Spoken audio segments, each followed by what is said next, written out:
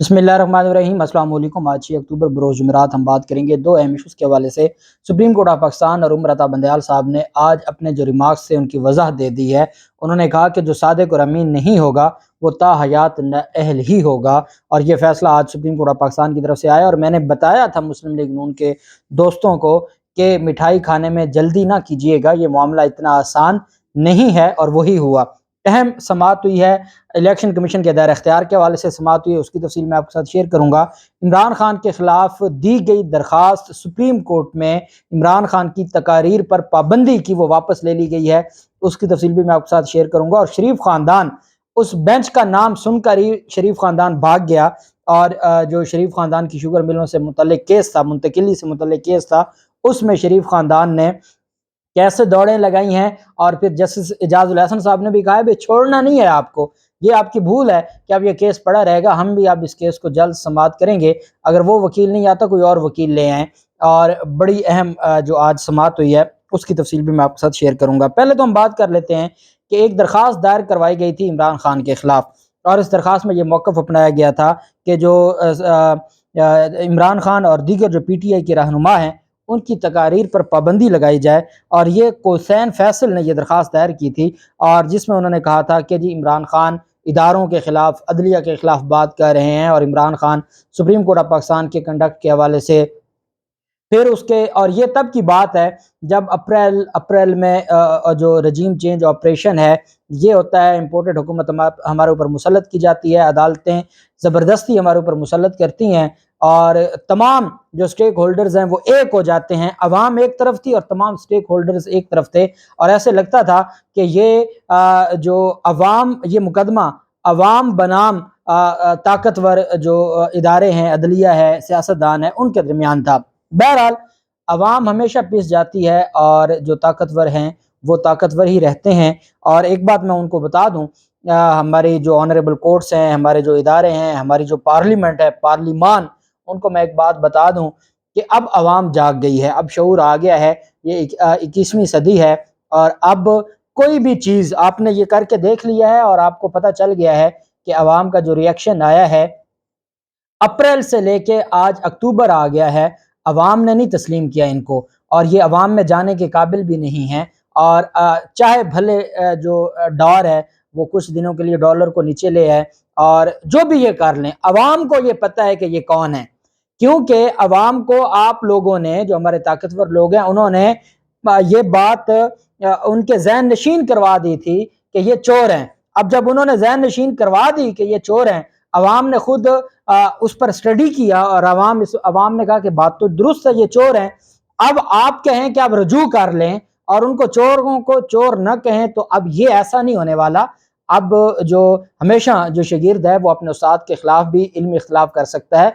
अब अवाम को इख्तिलाफ शुरू हो गया है अपने इदारों और अदलिया से, और वो इख्तिलाफ ये है, इल्मी इख्तिलाफ है कि जी जिसको जो चोर था वो 2018 में भी चोर था और वो आज भी चोर है।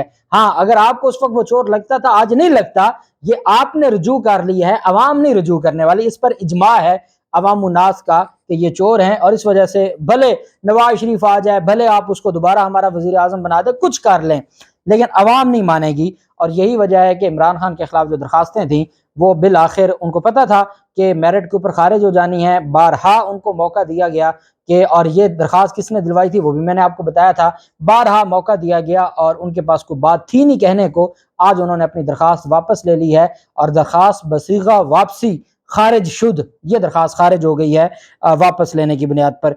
दूसरी तरफ जो शुगर मिलों की मुंतकिली का मामला था, मैंने आपको बताया था शरीफ खानदान की 5 शुगर मिलें हैं, और उनकी मुंतकिली का जो मामला है वो सुप्रीम कोर्ट ऑफ पाकिस्तान में काजी फैज़ल साहब उस बेंच में थे जो इसकी समाअत कर रहा था, और वो बेंच तब्दील कर दिया, काजी फैज़ल साहब को उस बेंच में से निकाल दिया गया, और ये केस भिजवा दिया गया जस्टिस एजाजुल हसन साहब के बेंच में। मैंने आपको बताया था कि एजाजुल हसन साहब के नाम से भी इनकी चीखें निकल जाती हैं। इसहाक डार ने भी जब दरखास्त दी अर्ली हेयरिंग की सुप्रीम कोर्ट में, बेंच बन गया एजाजुल हसन साहब का, वहां से वो भाग गए थे, और फिर उन्होंने नीचे मुका करके अपने आप को क्लियर करवा लिया। अब शरीफ खानदान की तो अपील है, अपील यहीं पे ही समाप्त होनी है।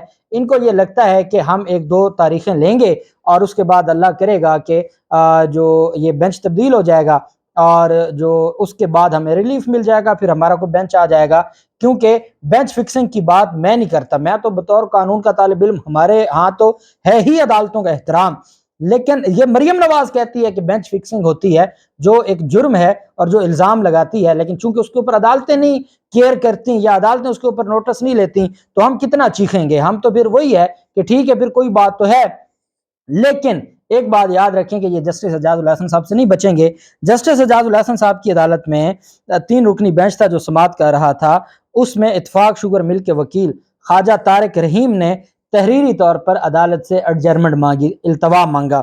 وکیل خواجہ طارق رحیم نے کہا کہ میں بیمار ہوں، میں پیش نہیں ہو سکتا، سماعت ملتوی کی جائے۔ عدالت نے شریف خاندان کے وکیل کی التوا کی، آج کی حد تک درخواست منظور کی۔ عدالت نے ریمارکس دیتے ہوئے کہا کہ مقدمہ طویل عرصہ سے زیر التوا ہے، مقدمہ کو التوا میں نہیں رکھا جا سکتا، اگر آئندہ سماعت پر وکیل دستیاب نہ ہو تو اتفاق شوگر مل متبادل وکیل کا بندوبست کرے۔ جسٹس اعجاز الحسن صاحب کی سربراہی میں 3 رکنی بینچ نے آئندہ ہفتے کے لیے سماعت ملتوی کر دی۔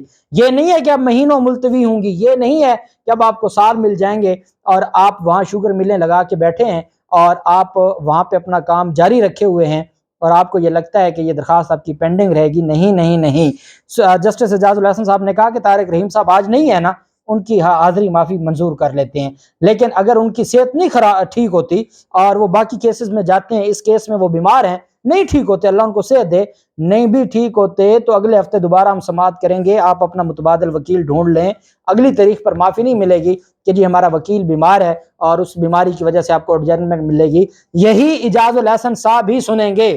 شریف خاندان کی شوگر ملوں کی منتقلی کا کیس جو قاضی فائزہ صاحب کے بینچ سے جسٹس اعجاز الحسن صاحب کے پاس آیا ہے، یہی سنیں گے، معافی کوئی نہیں ہے، اگلے ہفتے کے لیے سماعت ملتوی کی ہے، اور اب دیکھتے ہیں کہ وہی وکیل تندرست ہو کے صحت یاب ہو کے آ جاتے ہیں یا ان کی جگہ کوئی نیا وکیل آتا ہے۔ بہرحال یہ سپریم کورٹ ہے، کوئی سول کورٹ تو ہے نہیں کہ ان کو ہر تاریخ پر یہ کوئی نیا وکالت نامہ دے کے کوئی تاریخ لے لیں گے، ایسا کچھ نہیں ہوگا۔ فیصل وابڈا کا کیس تھا، عمر عطا بندیال صاحب کی سربراہی میں 3 رکنی بینچ تھا جو سماعت کر رہا تھا، اور اس میں منصور علی شاہ صاحب، جسٹس عائشہ ملک صاحبہ اور عمر عطا بندیال صاحب اس کو ہیڈ کر رہے تھے۔ یہ وہ معاملہ جس پر لاسٹ ڈیٹ آف ہیئرنگ پہ آنریبل جج صاحب نے ایک سٹیٹمنٹ دی جو متنازع ہو گئی اور جس پر مسلم لیگ نون کے لوگ خوشیاں منانا شروع کر دیں، جیو نیوز نے اس کے اوپر پروگرام کرنا شروع کر دیا، شاہ زیب خان زادہ نے اس کے اوپر پورا پروگرام کیا کہ جی جو تا حیات نہلی کا قانون ہے آرٹیکل 62(1)(f وہ کالا قانون ہے، اس پر پروگرام ہو گئے۔ میں نے آپ کو بتایا تھا کہ یہ اتنا آسان نہیں ہے اور یہ باتیں عدالت، کیونکہ جو تا حیات نہلی کا فیصلہ ہے اس بینچ میں عمر عطا بندیال صاحب موجود، اس فیصلے کو لکھنے والے عمر عطا بندیال صاحب، تو یہ چیزیں اتنی جلدی نہیں ہونی اور یہ ایسے بھی نہیں ہونا کہ اس کا کوئی ریٹروسپیکٹو ایفیکٹ۔ آج آنریبل عمر عطا بندیال صاحب نے اپنی بات کو کلیئر کر دیا۔ آج سماعت ہوئی فیصل وابڈا کی درخواست پر، یہ درخواست اس وجہ سے اہم ہے، فیصل وابڈا کی تا حیات نہلی ختم ہو جائے گی کیونکہ الیکشن کمیشن کے پاس وہ اختیار نہیں ہے، اب اس کو 5 سال کے لیے نہل کیا بھی جائے تو وہ 5 سال اس کے مکمل ہو جائیں گے اور وہ 5 سال پھر 2018 سے ہوں گے تو وہ اگلا الیکشن وہ لڑنے کے اہل ہوں گے۔ بہرحال اس کیس میں تسلیم کیا گیا، عمر عطا بندیال صاحب نے کہا کہ اس کیس میں یہ تسلیم کیا گیا کہ غلطی ہوگی، نہلی بنتی ہے مگر تا حیات نہلی نہیں بنتی، یہ عدالت نے کہا۔ وکیل فیصل وابڈا وسیم سجاد صاحب نے کہا کہ election commission court of law نہیں، اس لیے نہلی کا فیصلہ نہیں دے سکتی۔ عمر عطا بندیال صاحب نے ریمارکس دیتے ہوئے کہا یہ سب سے اہم چیز ہے، تا حیات نہلی صادق اور امین کے اصول پر پورا نہ اترنے پر ہوتی ہے، مطلب یہ ہے کہ جو صادق اور امین کے اصول پر پورا نہ اترے وہ تا حیات نہل ہی ہے، اور عمر عطا بندیال صاحب آج بھی اس بات پر قائم ہیں کہ جو صادق اور امانت کے، صداقت اور امانت کے اصولوں پر پورا نہ اترے اور عدالت اس بات کا تعین کر لے کہ یہ صادق اور امین نہیں ہے، وہ تا حیات ہی نہل ہوگا۔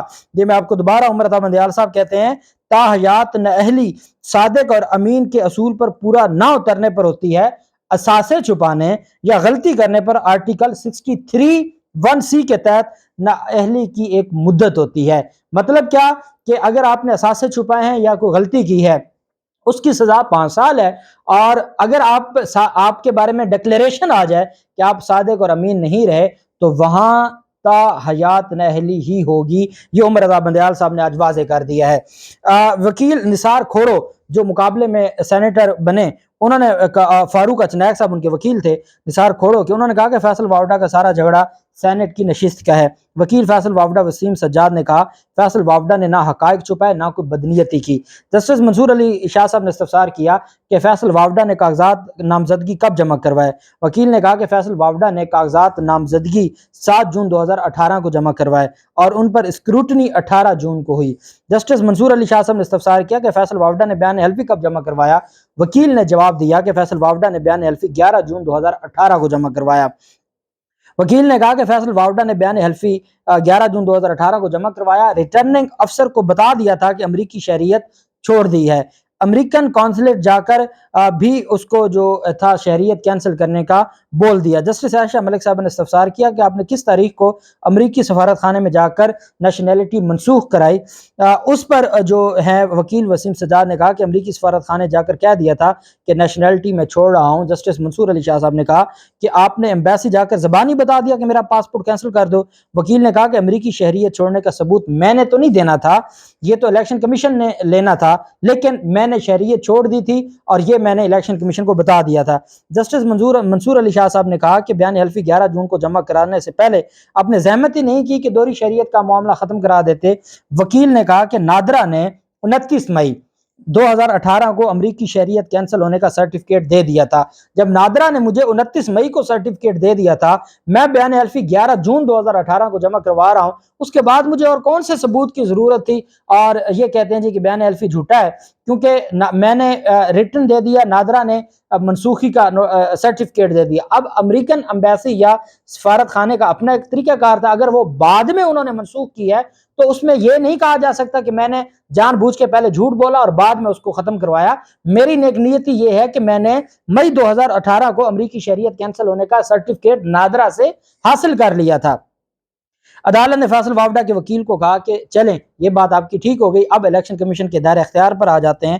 عدالت نے کہا کہ صرف الیکشن کمیشن کے دائرہ اختیار پر اب بات ہوگی اور اس پر آپ تیاری کر کے ہیں۔ عدالت نے کیس کی سماعت 13 اکتوبر تک ملتوی کر دی اور چیف جسٹس آف پاکستان نے کہا کہ 13 اکتوبر تک ہم اس کیس کو وائنڈ اپ کریں گے، اور ساتھ عدالت کی طرف سے یہ کہا گیا کہ 13 اکتوبر کو الیکشن کمیشن کے دائرہ اختیار پر آپ بحث کریں تاکہ عدالت اس کو پھر ڈیسائیڈ کرے۔ اب دیکھتے ہیں 13 اکتوبر کو کیا ہوتا ہے۔